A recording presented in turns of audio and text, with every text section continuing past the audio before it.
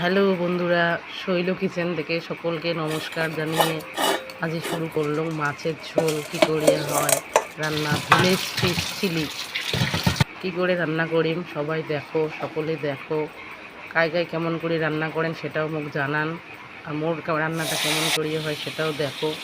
প্রথমে মুই মাছ আনার পরে মাছটা বেছিলুম, কাটার পরে ভাজা করলুম। ভাজা করার পরে এই যে মশলা করে দিচ্ছ, মশলা করা প্রায় হয়ে গেছে, মাছও ভাজা হয়ে গেল। হ্যাঁ দেখো বন্ধুরা, তোমরা কেমন করে করেন মোক জানান, আর মোর রান্নাটা কেমন হওয়ার ধরছে সেটাও আস্তে আস্তে তোমরা দেখো, সকলেই দেখো। কার কেমন লাগিয়ে ধরছে সেটাও জানান।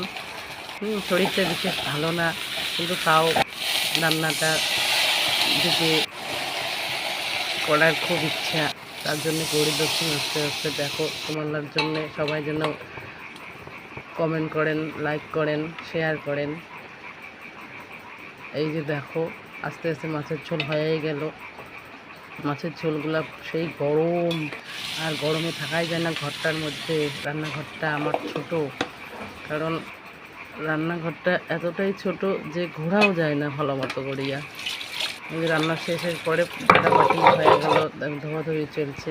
এবারে বাসন ধোয়া হলো, ধোয়ার পরে টেস্ট করা হবে। দেখি টেস্ট কেমন হলো। এই